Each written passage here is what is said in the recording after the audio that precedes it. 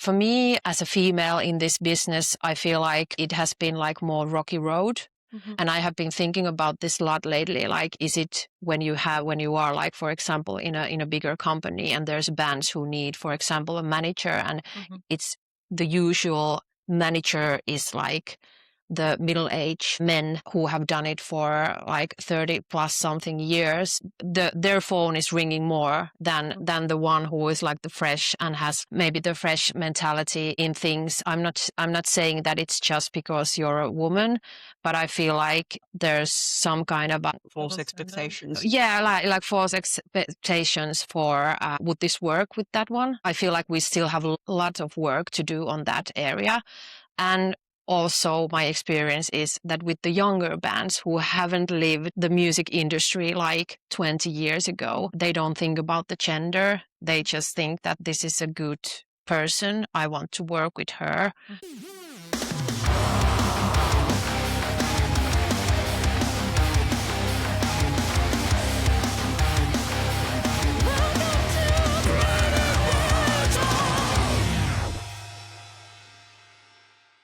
I'm Heta Hyttinen, the owner of a ginger wine management and PR company. And the company's name says quite well what it's all about. It's about PR and management. Surprise, surprise.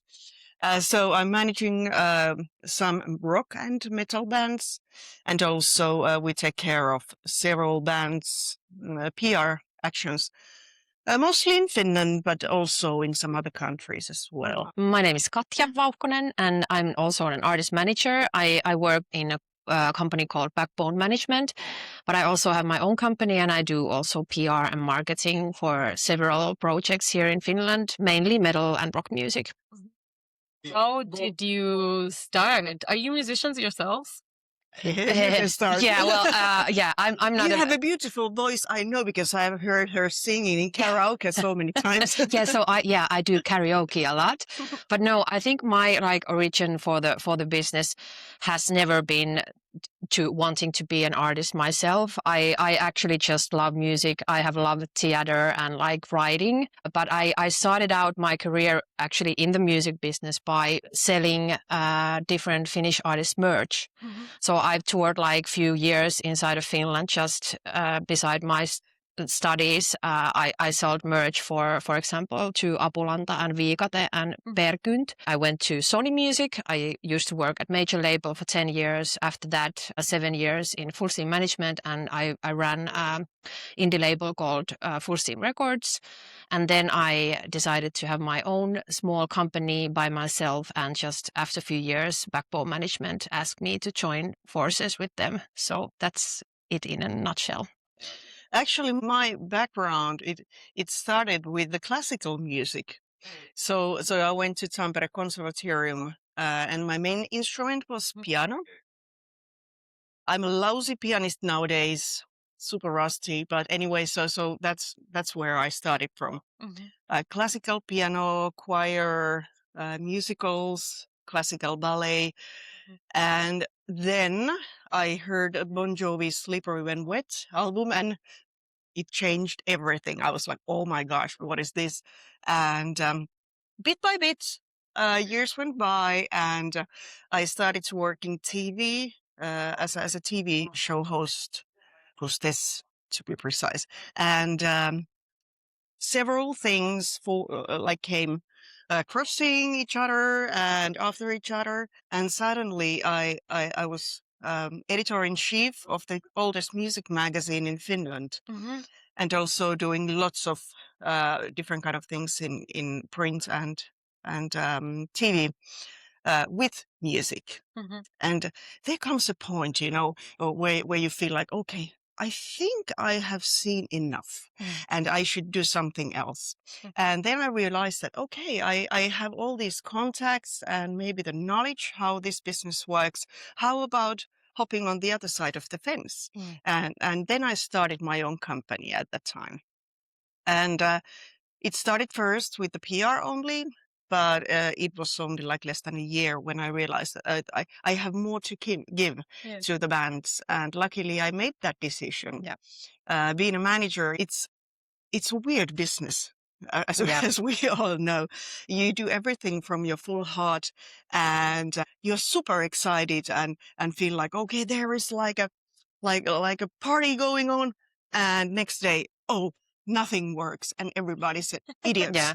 And and I think this thing about this business also makes it quite fascinating. Yeah. And I suppose there is no manager which would like to be in a factory from 9 to 5. We need that kind of excitement. And when you're working with such a great material, which means music and the artists, all those personalities, not only musicians, but also the people in the industry, it's super rewarding. I'm not playing like anymore, not piano. I'm singing only by myself. But well, it would be very nice to try sometimes, like, am I still able to do anything? Yeah. But maybe in the future. Maybe we should do a duo. Absolutely. Let's do that. Yeah, and we're a couple of managers who can take care of our careers. Yeah, we can do the PR management by ourselves. Yeah. Of course.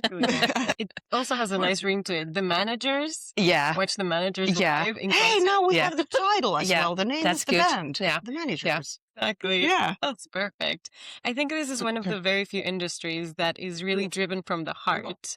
I have compared it to maybe veterinarians or doctors who have a childhood dream of, I feel like the music industry, especially in metal, has that kind of vibe of we do this because we would want to have the same support. We would want to have the same opportunities for ourselves, for our projects, or maybe because we want to see our favorite bands have better opportunities. Has that played a role in the motivation of why you do your work? Well, I guess nowadays it does, but like for me from the start, I just kind of like accidentally came into the industry. It's funny, like I have been thinking this a lot, like there was no dream for me that I want to be working in a label because I had no idea what labels even do. I was recommended. Yeah, I had like the parts of how to do stuff, and because of, I think it's all also, it's a good thing, but also a bad thing for the newcomers that you actually need some kind of a relationship already inside the industry to get into the industry, actually to do the work. I think like what Heta said just before, that this is the industry that like I feel it changes every day. And if I think about the days when I started at Sony Music, then there wasn't even a Spotify. So I feel like every day has been like you need to learn new stuff, and it could be exhausting. But for me, I feel like it's like I'm constantly in a school where I never get ready. But in that sense, it makes me also like want to be here because I know the lines of the box, but the inside of the box is changing like constantly. So that's the thing for me. But of course, also just the love for the music, and I love to see live acts, and I love the feeling of winning, even though those moments are really small. But as you know, also it's kind of like a win if you just get like one press release to the media and someone is like publishing it, or you get a song to a radio play, and all the bigger stuff like sold out shows for the management artist. And yeah, there's a lot of rewards if you just have the patience to wait. Yeah, I love how you described the business as like a box with full of surprises. Yeah. Yeah, because that's truly how it is. Yeah. In good and in bad. Yeah. Both ways. I'm not still sure what I'm going to be when I'm adult. Yeah, me neither. Like, but hopefully maybe someday I know what it's going to be. And before that, I'm truly enjoying what I do. Yeah.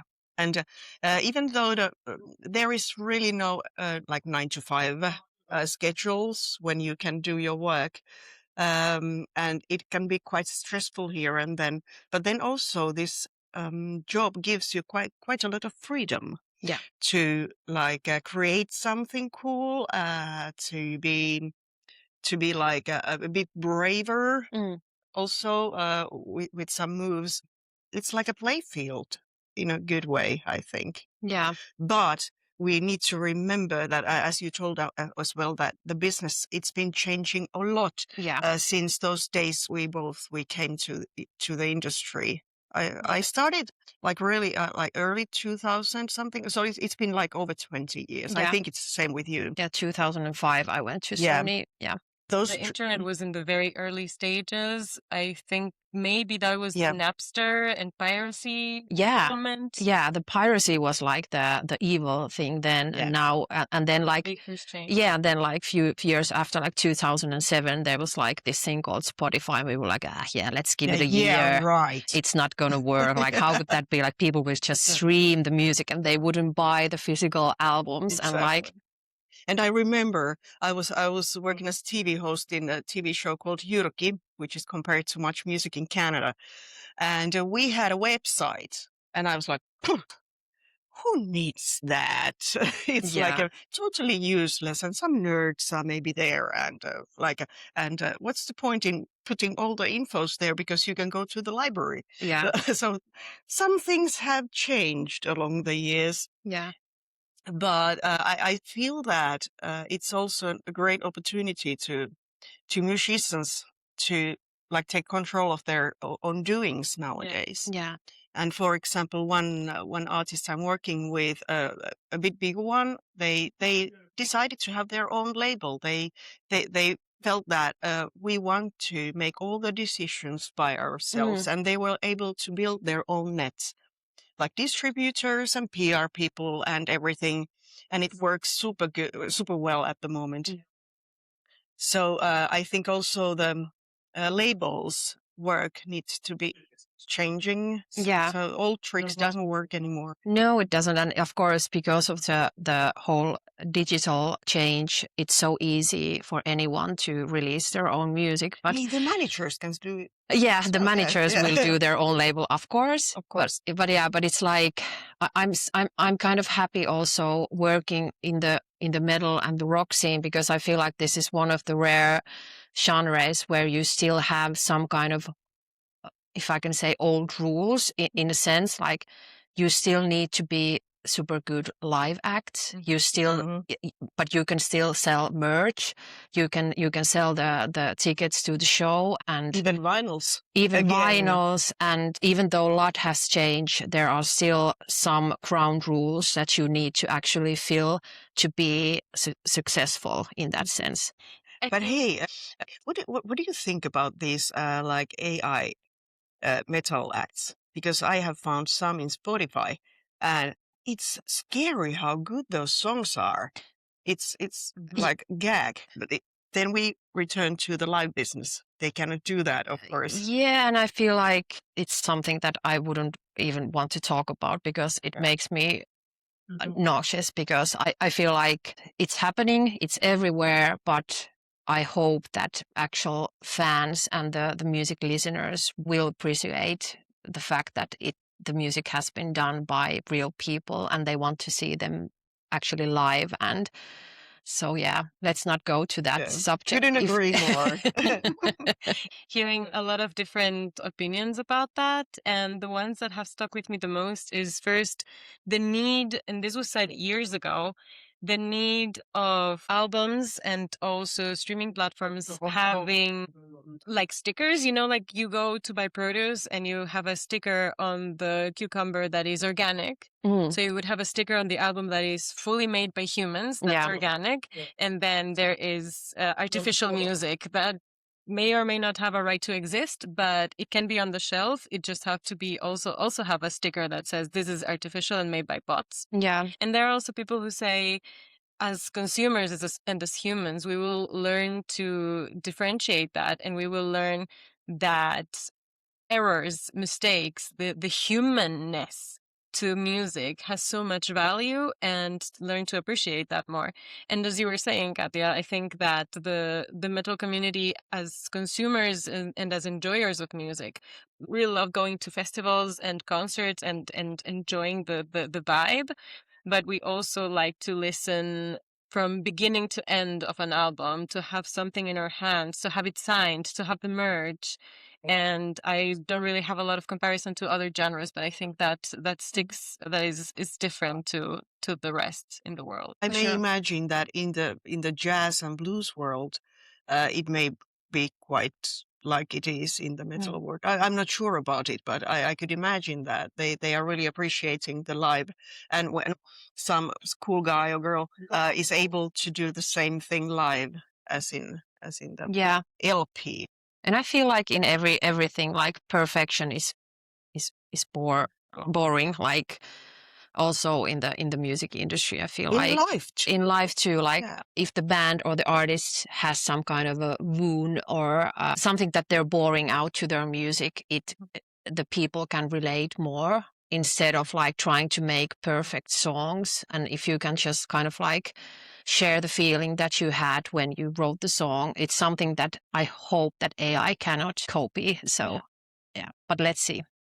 But also a couple of artists that have been working lately have told that they left some mistakes in the album just because of this fact you just mentioned. Yeah. That it needs to be real, it needs to be made by humans, it needs to be something that people can relate to. And also there are some bands who do so perfect music that I was listening to one band a couple of days ago, and suddenly I realized, okay, I really enjoy the production and everything, but after finishing listening to the album, I wasn't sure what was it all about. It didn't get me any feelings or something like that. So unfortunately so. Is that something you think about when you choose the artists you work with? Yeah, for sure. For me, it's super important that I know that it sounds bad to say this, but kind of like I need to not be a fan of the music, but I need to like the music, and I need to get like inside of the project that what's it all about, and it needs to give me some kind of a feeling or even a promise of the feeling to come, like to see the potential and then like see that it's going to grow from that. But for me, that's the one reason why I started doing the business on my own, was that I want to pick and choose my clients just to be able to sell them forward to the radios or the agents or the audience in that sense. If I don't believe it, why should they? Right. It's easy to sell like a 1 liter of milk with a certain price because everybody knows milk is a milk. But in this business, we sell something else, and it's very hard to put a price tag on it, actually, because you cannot calculate the feeling, the real emotions, everything like that.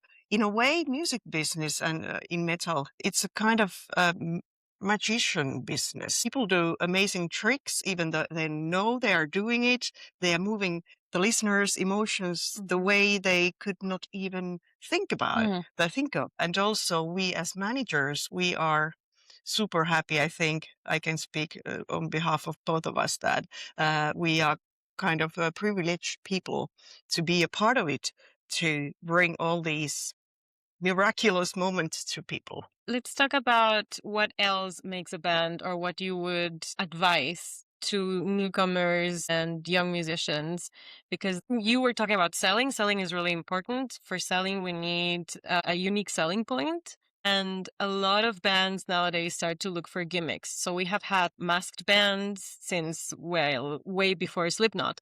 And now we have Sleep Token and President, etc. And there are a lot of acts that kind of rely on that aesthetic or on a certain specific thing. In my opinion, there needs to be more than that. The quality of the music needs to be up to par, etc. What would be the qualities or the minimum standards that you look for nowadays? My first thing is that don't be an asshole, because nobody wants to work with assholes. Be nice to people. That leads you quite far already, actually. People want to discuss your music if you are nice to them and not like trying to feed something with forcing it on that topic. If you're being nice, just be also open to hear opinions, but at the same time, be sure of the material that you're actually doing and producing. Like, I feel like there are a lot of bands and artists who start to think that if we would sound like that, maybe this would go far, or if we would do this. And that's also okay, like to try out what would be like the best for you, but to be able to actually create something unique in this world where you have like 100,000 tracks coming to Spotify every day. Just trust your own being in that sense, but be ready to take advice from people. And I feel like there's also different kind of people in the industry who are telling stuff to younger bands. You kind of need to also have this radar where you can find the right match for you. Kind of like if you're looking for a label, just maybe you should try out a few and then see that, okay, we are actually talking to the same language. They are understanding our core, what we want to do and what is like the best thing we have right now, and then work from that. It's quite hard to be unique nowadays. Yeah. Because here and then it feels like that we have seen everything. Yeah. But also when something comes up with something strange, it's really refreshing. Yeah, and it doesn't even have to be that strange. It just have to be heard from the music that you actually love it yourself and you want to sing about these topics, and just to be like brave enough to try your own thing instead of changing it that also too fast. Yeah. But the talks with the right people is also it's a good thing. Yeah.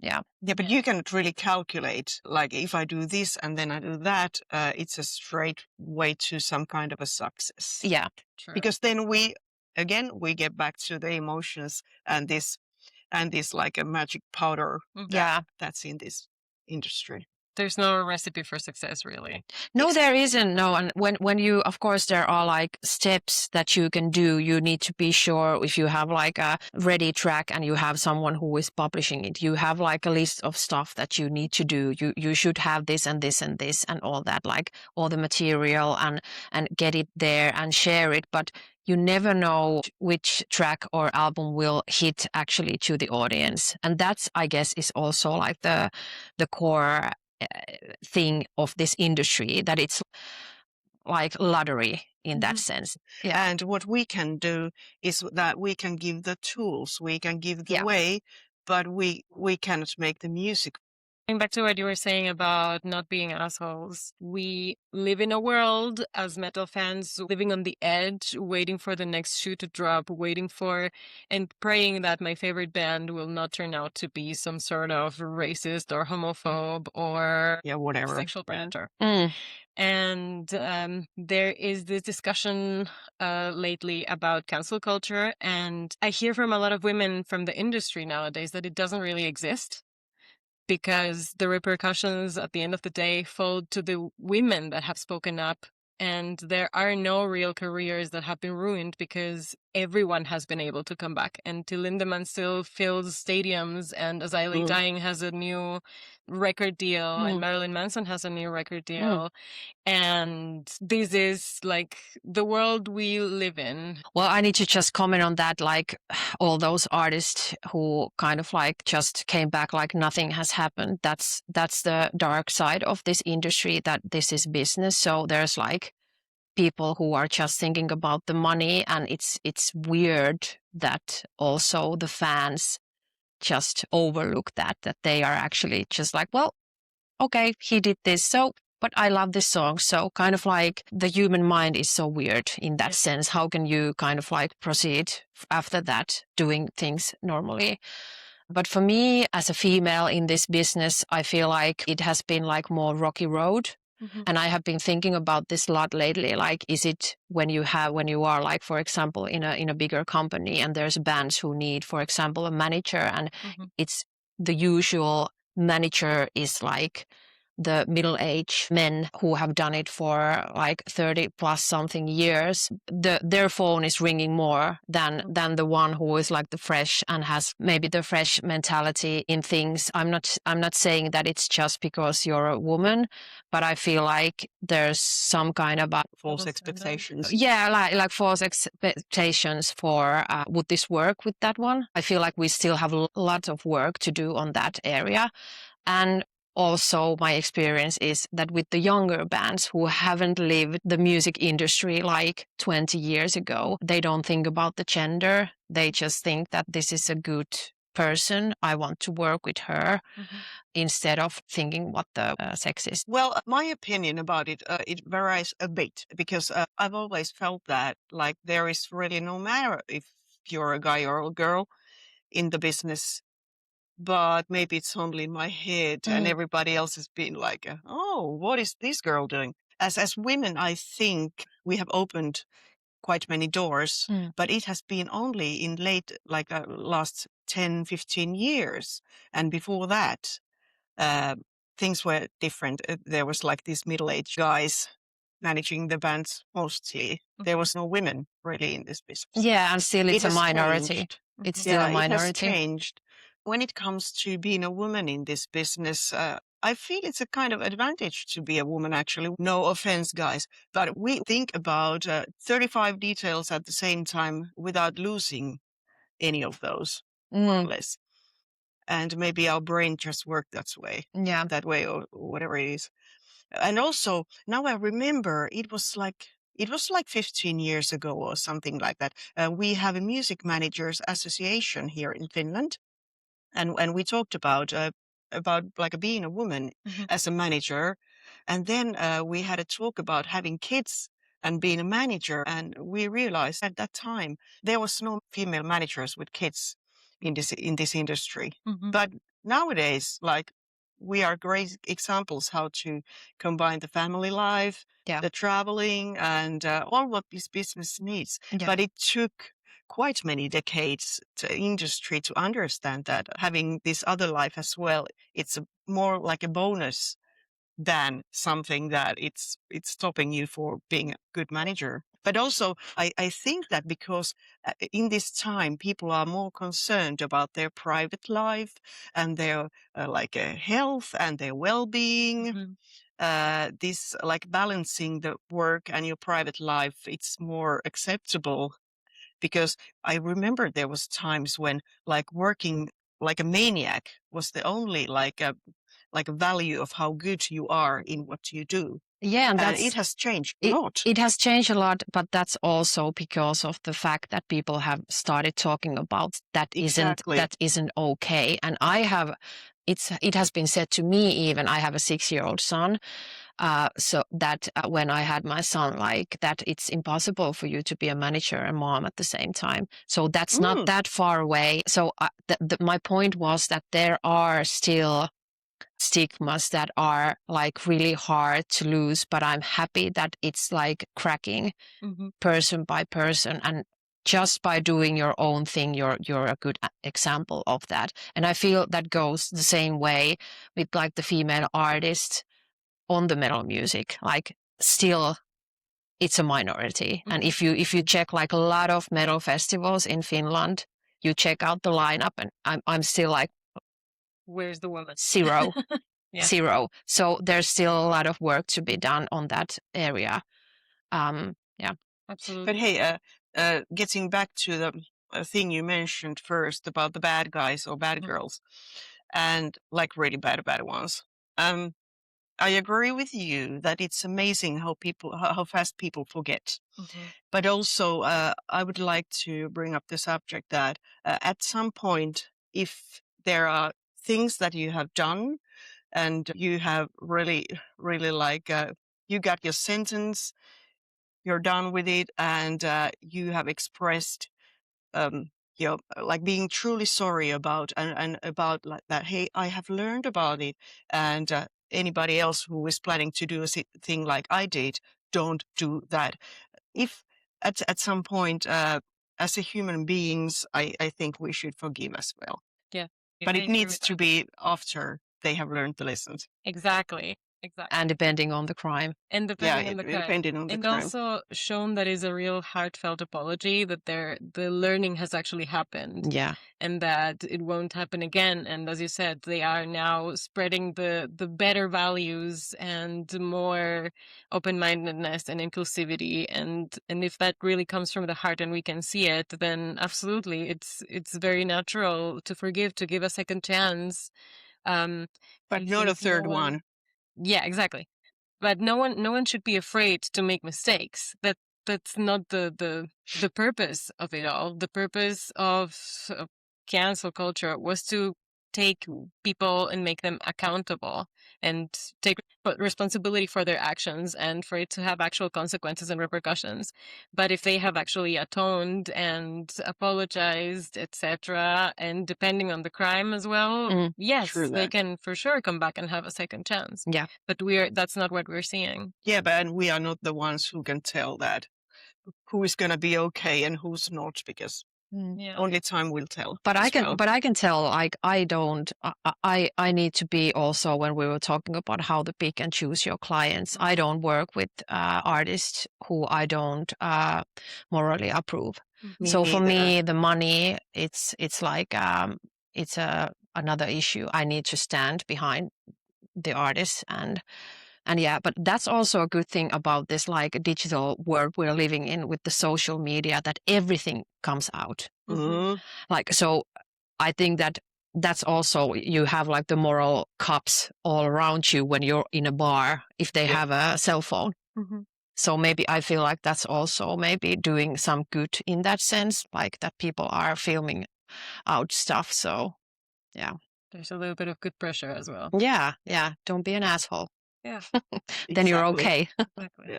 Yes, and all of that is one whole thing in the end, right? We live in a system of patriarchy and capitalism, and they go very much hand in hand and help each other out. And so we also should help each other out in terms of choosing who we work with, supporting the people whose values we align with.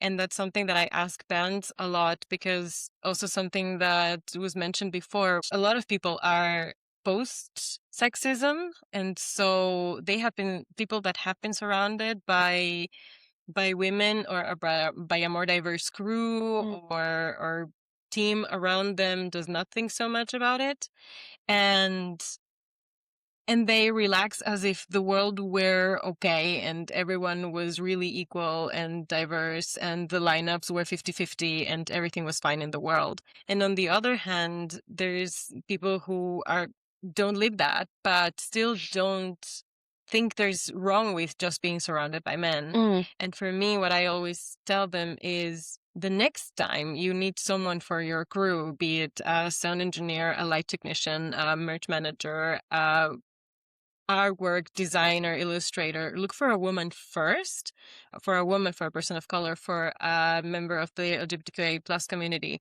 And if you don't find any, then go for your friend around the corner who's a guy and has been doing that for years. Because if we don't go that extra step to look further than our bubble, we will never reach real diversity and equality. Yeah. That's true. And I mean, for this industry, I feel like it's also so important to do the actual job to get a professional in that sense. That's why you need to give those opportunities. For example, I feel like for labels, it's so important to have like a like work rehearsal periods for that you can take students in to just be inside of the company for 3 months with a small salary, or I don't know if they pay any, but you get like, it's part of your experience, the studies. And that's how you also know as inside the company that actually she or he or they have a potential. I think we need to hire them when they graduate. And I think that goes the same, like if you are a light technician, or you need to start doing that to be super good. But if you don't even get the chance to try it out, it's super hard to be a professional. And that's something that I feel like people are kind of like not thinking about, like, who should I choose? But he's been doing this for 10 plus years. She has done 3 shows. Well, maybe it's because no one gave her a chance. Yeah, exactly. But as an industry, this is kind of a young industry in a way. Like, there is no history in that. If I go to this school, then I get this job and da da da da da. Because as you and me, we have changed our roles quite many times during the past decades. So, and we still don't know what we're heading to. But still, like, if you are if if you have been through the, like, for example, school, which leads to like a sound technician or like technician, it doesn't mean that you are getting hired or you will get a job without these contacts and personal Yeah. people around you, because those schools are not meant for only music business. It's for like making theatrical stuff or this and that, Yeah, or like maybe general. Yeah. like light designing for ads, or like there is no Yes. specific route that if I start from here, I will get there. Yeah. True. I don't want to take up too much more of your time, but I would like to know what's the thing you love the most about the work you do. Everything, except some days everything. Yeah, I feel like as we talked in the start, Like- like as Heta said, I feel like this is like a kind of like a, you need to have a passion for it, for the industry or for the music. In that sense, I feel like every other day I'm ready to quit and do something else. But then I always remember like how much I get like motivation of just of the people who I work with. And I feel like, of course, music is important, but just to see those smaller bands to get those small wins, or the bigger bands to have a long lasting career, you feel like you're part of something bigger, because music is a bigger thing than just a track in the Spotify. It's actually the best source of therapy. So to go to the live shows and all that, just to see how much it makes the audience feel and the artist feel that you're playing your own music, and to be even a small part of that, I think that's like my best reward and the thing why I want to be in the business. Yeah. Yeah. You really said it well. Yeah. Like there is not that much I can add on it. Yeah. It's very well said, Katja. Yeah. And also the thing we talked about, the future, and like how this whole thing is changing all the time. It makes this industry so interesting. We are part of something that's happening in the future. We can modify how we want the future to be. Yeah. And that's super important. Yes. Oh my goodness, that's beautiful. That fills me with hope. Yeah. Thank you so much. Thank you. Thank you for Thank having you. us.